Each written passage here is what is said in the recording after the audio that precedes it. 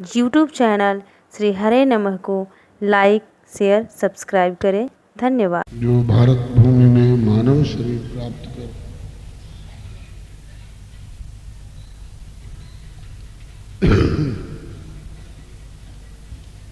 होकर भगवत भागवत यश गायन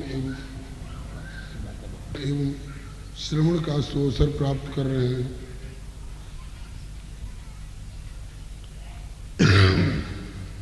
प्राप्त समय का सदुपयोग करने के लिए प्राप्त संकेत के अनुसार श्री उद्धव गोपी संवाद थोड़ी भूमिका के साथ चर्चा में आई है।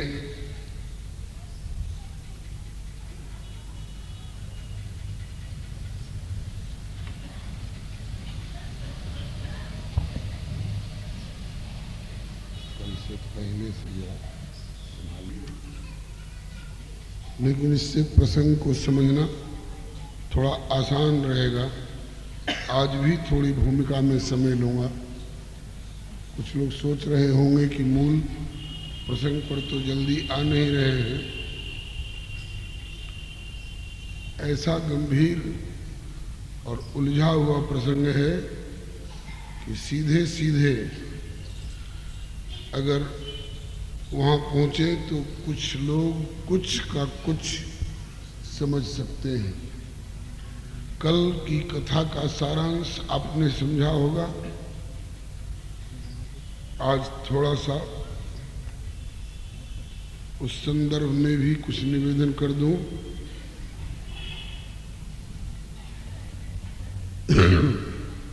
उद्धव जी श्याम सुंदर की वृत्ति, जगत गुरु भगवान श्री कृष्ण की वृत्ति को उद्धव जी मोह बता रहे हैं। ध्यान दीजिएगा, बहुत गंभीर प्रसंग है। और ठाकुर जी अपनी वृत्ति को कम और ब्रजवासियों की वृत्ति को अधिक मोह की संज्ञा नहीं, प्रेम की संज्ञा दे रहे हैं। अब ये बताइए कि मोह और प्रेम में अंतर समझना पड़ेगा कि नहीं समझना पड़ेगा? मोह और प्रेम में अंतर समझना पड़ेगा कि नहीं पड़ेगा? बिना अंतर समझे आप इस कथा को, श्याम सुंदर की बात को और उद्धव जी की बात को समझ लेंगे, ये थोड़ा टेढ़ी खीर है। उद्धव कह रहे हैं कि कन्हैया तुम मोह के प्रवाह में बहे जा रहे हो और मोह जीव के लिए बंधन का कारण होता है। मोह सकल व्याधिन कर मूला, मोह सकल व्याधिन कर मूला, तिनते पुनि उपजहि बहुशूला, तिनते पुनि उपजहि बहुशूला, मोह न अंध कीन गई के, मोहन अंध कीन गई, को जग काम न चाव न जेई, को जग मान चावन जेई। ये प्रश्न किया गया है। मोह ने किसको अंधा नहीं बना दिया और काम ने किसको नहीं नचा मारा? ये प्रश्न है। इसका उत्तर खोजने में बहुत गंभीर बुद्धि चाहिए। आलू, बैगन, गुड़ और कोयला किसी भी तराजू पर तौल सकते हैं, लेकिन सोना, कोयला तौलने वाले तराजू पर आप सोने की सही तौल निकाल सकिएगा? जिसकी बुद्धि में मोह और प्रेम का अंतर नहीं मालूम है, काम और प्रेम में अंतर नहीं मालूम है, वो लोग जो ज्ञान का दंभ रखते हैं, ज्ञानी अपने को और ज्ञानी शिरोमणि मानते हैं, वो लोग जनक जी को भी मोह की वृत्ति बताते हैं।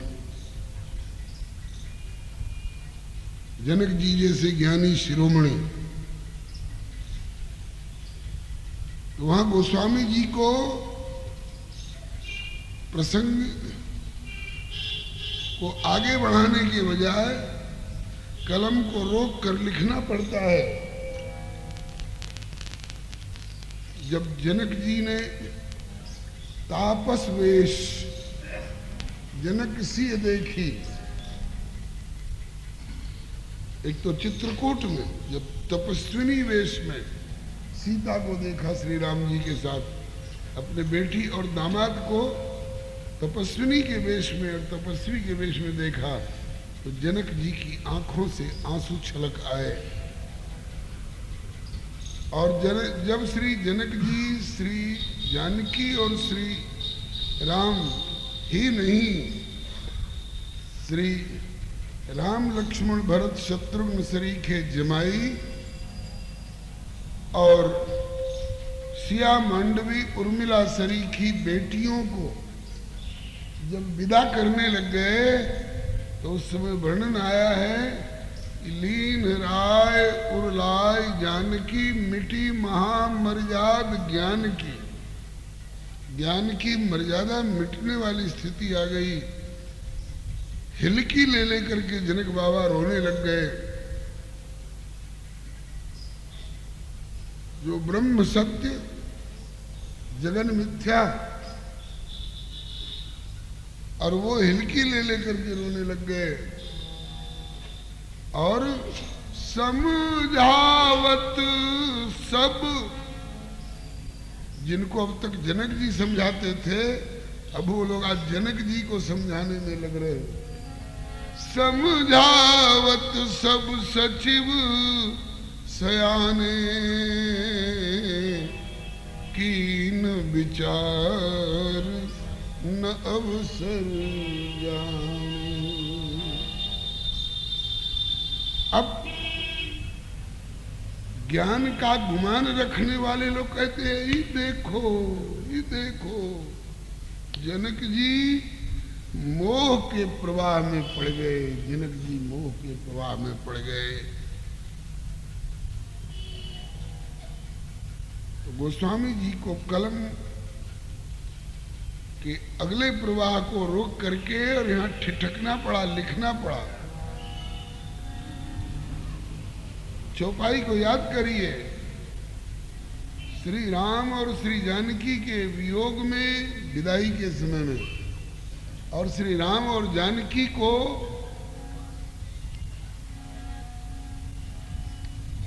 बलकल और तपस्वी वेश में देख करके और धरती पर सो रहे हैं। यहाँ जनक जी की आंखों से आंसू की धार बंद नहीं हो रही है, और दुखी होकर के नहीं जी। हाँ, मैं कितना भाग्यशाली हूं जो मुझे जानकी सरी की बेटी मिली है। पति का अनुगमन करने में इसने अपने सुख दुख की परवाह छोड़ करके और अपने आप को कहां तक पहुंचा दिया है। हृदय से लगा कर कहते, बेटी तेरे दोनों कुल को पवित्र कर दिया। तेरी जैसी बेटी पा करके निमि कुल भी और रघुकुल भी धन्य हो गया। पुत्री पवित्र किए कुल दो, सुजस धवल जग कह सबको। अब जो ज्ञान का दंभ पत्थर हृदय वाले जो हैं, वज्र हृदय वाले जो हैं, जिनमें न ज्ञान है न वैराग्य है, न प्रेम है न भक्ति है, केवल वाणी में जो कुछ है सो है। अब वो लोग जनक जी में मोह की कल्पना करने लग गए, मोह की धारा वहां दिखाई पड़ने लग गई। तब तक गोस्वामी जी ने कहा, खबरदार, जनक जी में मोह की कल्पना, मोह मगन लिखो अपने अपने हृदय पटल पर, मोह मगन मति नहीं विदेह की, मोह मगन मति नहीं विदेह की। जनक जी की मति, विदेह राज की मति मोह में मगन नहीं है। तो कहा कि महाराज फिर आंसू क्यों आए?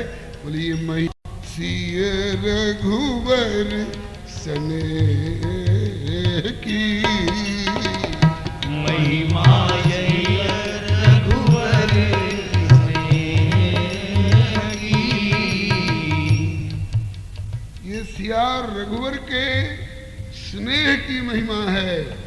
स्नेह का स्वभाव होता है, ये सही अवसर पर सही जगह पर ये हृदय को द्रवित करता है, और ऐसे अवसर पर और ऐसे स्थान पर जिनकी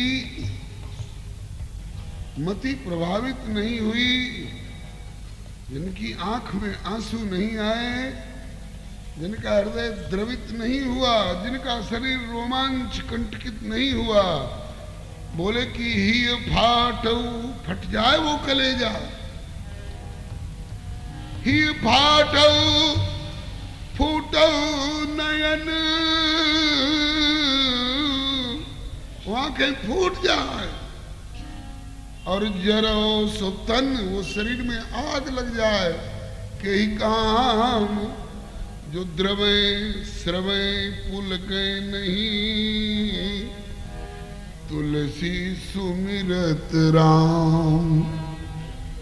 प्रभु का स्मरण हुआ और तुम्हारी आंखों में आंसू नहीं आए, तुम्हारा हृदय द्रवित नहीं हुआ, तुम्हारा शरीर रोमांचित नहीं हुआ, तो तुम आदमी नहीं हो, तुम चेतन नहीं हो, तुम पत्थर हो, तुम मट्टी के धोंधा हो, मट्टी के ढेला हो। धोंधा तो फिर भी सरस होता है, फूट जाए वो आंखें। श्रवै न सलिल सने तुलसी सुनी रघुवीर जस, श्रवै न सलिल सने राम सुजस सुनि रावरो, अस नैना जनि देव नाथ करहु बरु आंधरो। हमें अंधा कर दीजिए, ऐसी आंख मत देना जो आपके स्मरण से, आपके प्रेम में, जिनमें दो बूंद आंसू न टपक पड़े। अंतर हुआ कि नहीं? एक उदाहरण दूं, श्री मुरारी बापू दिया करते, पुत्र के पीछे आत्मदेव शर्मा भी, ए बबुआ ऐसन रास्ता काहे अपनौले वाला, शराब काहे पियतड़, मांस काहे खातड़, ब्राह्मण के घर में जन्म लेके चोरी डकैती काहे करतड़ा तो बोलबा ये धुंधकारी की वृत्ति है और उस धुंधकारी के वियोग में अगर आत्मदेव शर्मा रो रहे हैं तो निश्चित है कि उनकी मति मोह में मगन है।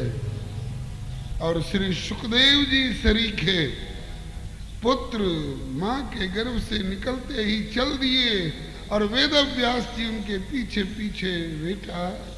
सुखदेव अरे सुन तो सही, न जाने कितनी दूर गए। तो श्री सुखदेव जी जैसे परमहंस शिरोमणि पुत्र के निकलते निकलते अगर श्री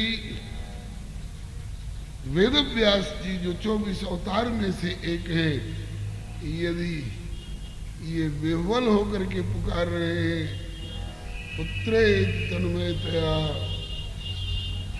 विरह कातर आजुहाव, तो क्या श्री वेद व्यास जी की मति भी मोह मगन मानी जाएगी?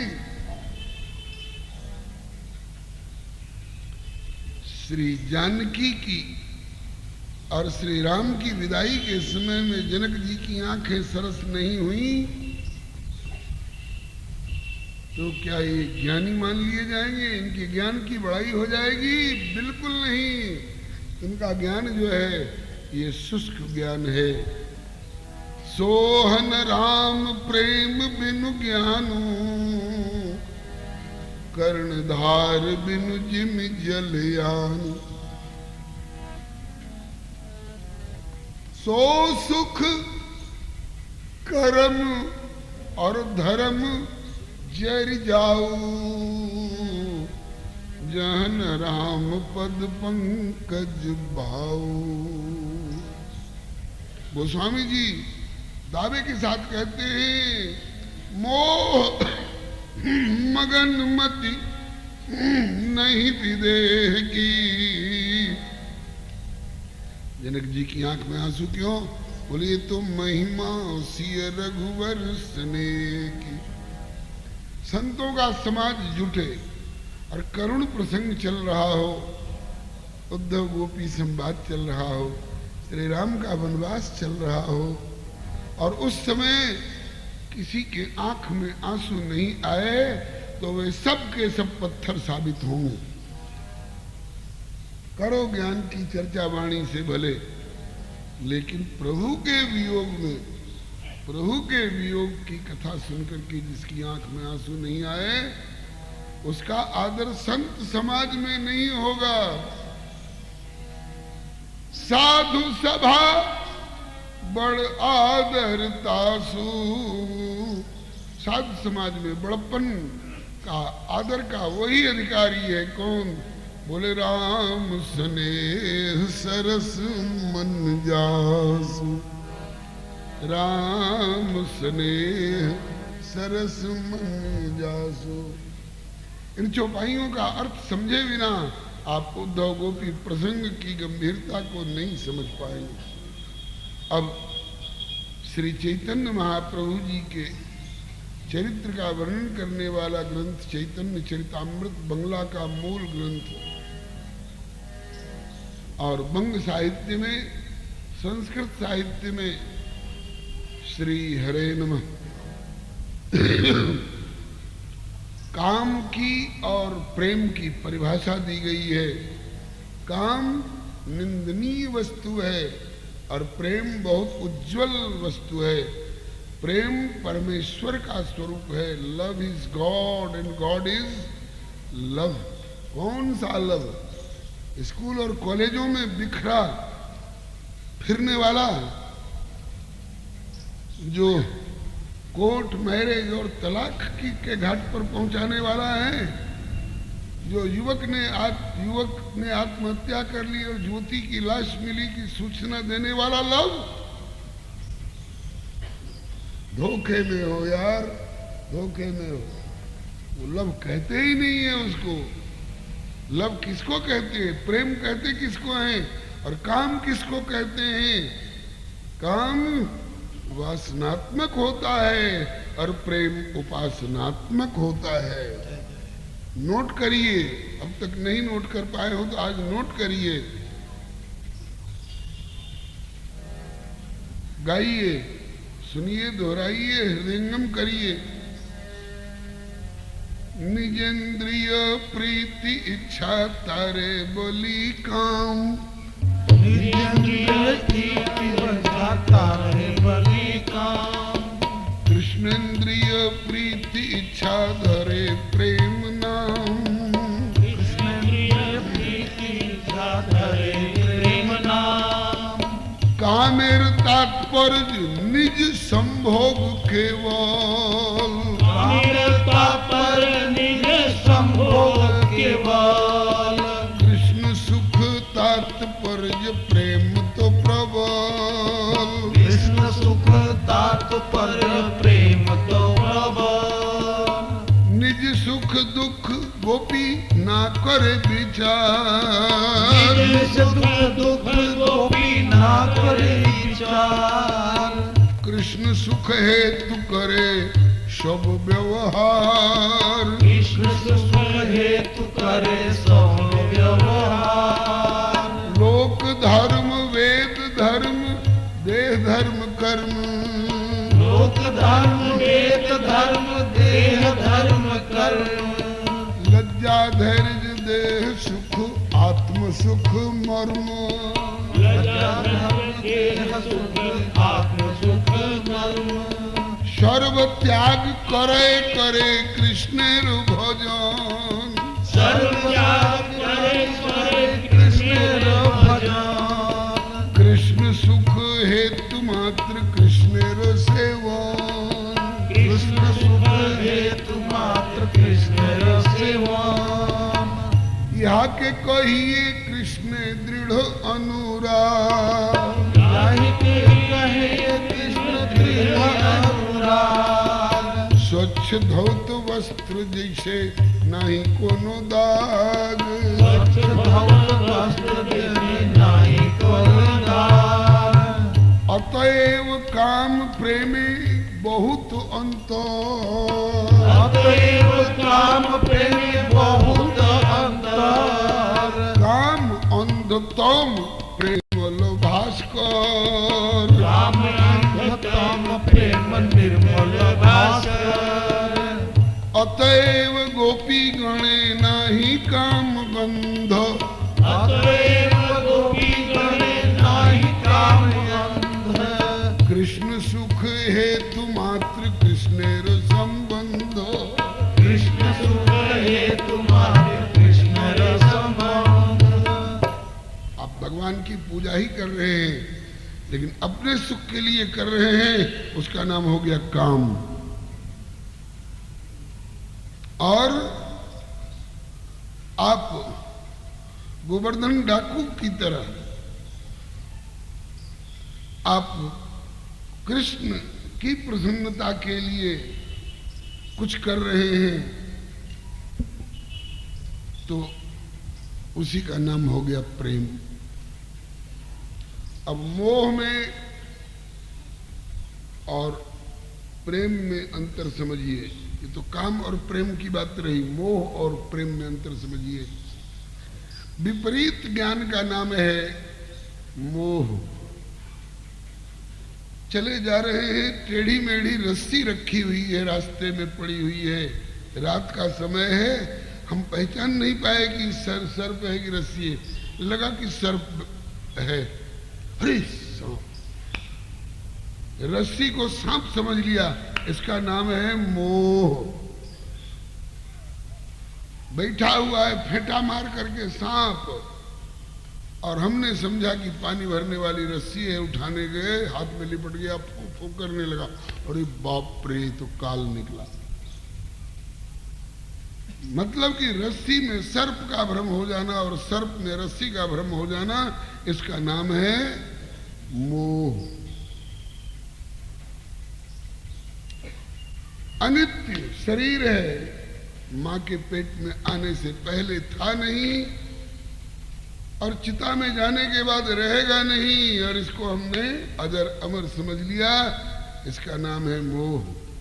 और आत्मा माँ के पेट में आने से पहले भी थी और चिता में जाने के, शरीर के चिता में जाने के बाद भी आत्मा की सत्ता रहेगी। और उसको हमने समझ लिया आत्मा क्या चाहिए, आत्मा तो कुछ है ही नहीं। तो जो है उसमें नहीं है का और जो नहीं है उसमें है का भाव कर लिया, इसका नाम है मोह। जो सही अर्थ में अपना था, अपना है और आगे भी अपना रहेगा, उस आत्मा के सच्चे गार्जियन परमात्मा को समझ लिया कि वो हमारा क्या है, वो तो हमारा कुछ है ही नहीं, उससे हमारा क्या संबंध है। अरे जिससे तू पैदा हुआ है उससे तेरा क्या संबंध है, ऐसा सोच रहे हो।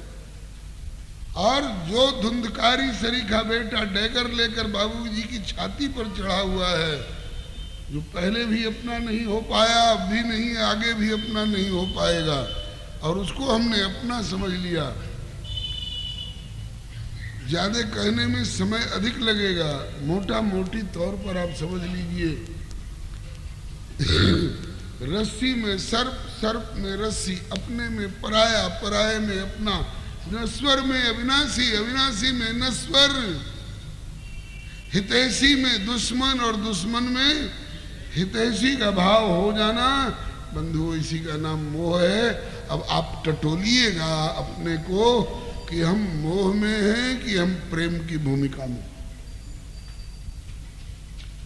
और वही मोह यदि प्रभु की ओर डाइवर्टेड हो गया, प्रभु की ओर मोड़ उसका हो गया, तो उसी का नाम हो जाता है बंधुओं प्रेम, उसी का नाम हो जाता है भक्ति। गोपियां जन्म जन्मांतर से, कल की परसों आप सुन चुके हैं, ये वेद की ऋचाएं हैं, ये दंडक बन के ऋषि हैं, ये मिथिला की सखियां हैं, ये श्री किशोरी जी की अंशभूता प्रति मूर्ति स्वरूपा प्रतिमाएं हैं। और भी बहुत सारे प्रमाण मिलते हैं। प्रभु को प्राप्त करने के लिए जन्म जन्मांतर, युग युगांतर, कल्प कल्पांतर से साधनाएं करते आ रहे थे, अब उनको प्रभु की प्राप्ति हुई है। शरीर संबंध से नहीं, आत्म परमात्म संबंध से इनका सहज प्रेम है। चंद्रमा के प्रति चकोर का सहज प्रेम है, सूरज के प्रति कमल का सहज प्रेम है, पानी के प्रति मछली का सहज प्रेम है, धरती के प्रति ढेला का सहज प्रेम है, सिंधु के प्रति बिंदु का सहज प्रेम है। इसी तरह से परमात्मा के प्रति जिस आत्मा का सहज प्रेम हो रहा है, उसको मोह नहीं, उसको प्रेम और भक्ति की संज्ञा दी गई है। प्रेम की वृत्ति सब में होती है, लेकिन लोग किधर इसका विनियोग करना चाहिए और किधर से बचना चाहिए, ये नहीं समझने के कारण जिधर विनियोग होना चाहिए प्रेम की वृत्ति का, उधर नहीं करके जिधर नहीं होना चाहिए उधर कर देते हैं। इसी का नाम है मोह। अब यह है कि शुरू शुरू में ही उसको प्रेम नहीं कहा जाएगा, उसकी अवस्था भेद से उसके अलग अलग स्टेजेज हैं, अवस्था भेद से उसके कई नाम पड़ते हैं। ये बताइए, माघ या फागुन में या पूस में आम के गाछ के फुनगी पर जो फूल खिलता है उसको आप लोग क्या कहते हैं? मंजर, बौर मंजर। और उसमें थोड़े थोड़े दाने बैठ जाते हैं तो उसको आप क्या कहते हैं? टिकोरा। थोड़े और बड़े हो गए तो उसको क्या कहते हैं? अमिया। और जब गुठली पड़ गई तो उसको क्या कहते हैं? आम। अब पक गया तो उसका क्या नाम होता है? रसाल, मंजर को आप रसाल कहिएगा तो संकोच लगेगा, और पके हुए आम को आप मंजर कहिएगा तो लोग कहेंगे कि इसका दिमाग खराब हो गया है। इसी तरह से ये प्रेम की वृत्ति सब में होती है। मूल श्लोक सुना दूं गीता जी का। भगवान जगत गुरु श्री कृष्ण कह रहे हैं, श्रद्धामयोऽयं पुरुषः यो यत् श्रद्धा स एव सः अयं पुरुषः। पुरुष शरीरेषु शेते इति पुरुषः। ये पुरुष जो है अर्थात आत्मा श्रद्धामय है, श्रद्धामय है। जैसे दिवाली के अवसर पर बनने वाला चीनी का खिलौना चीनीमय है, मिठासमय है, ऐसे ही अयम आत्मा अयम पुरुष श्रद्धामय, ये श्रद्धामय है। लेकिन जिस शरीर में डाल दिया गया उस शरीर में और जैसी संगत में पड़ गया वैसी संगत के अनुसार इसकी श्रद्धा की कई अवस्थाएं आ जाती हैं। अगर तमोगुणी लोगों के संग में पड़ करके बीड़ी सिगरेट शराब कबाब प्याज लहसुन। यूट्यूब चैनल श्री हरे नमः को लाइक शेयर सब्सक्राइब करें। धन्यवाद।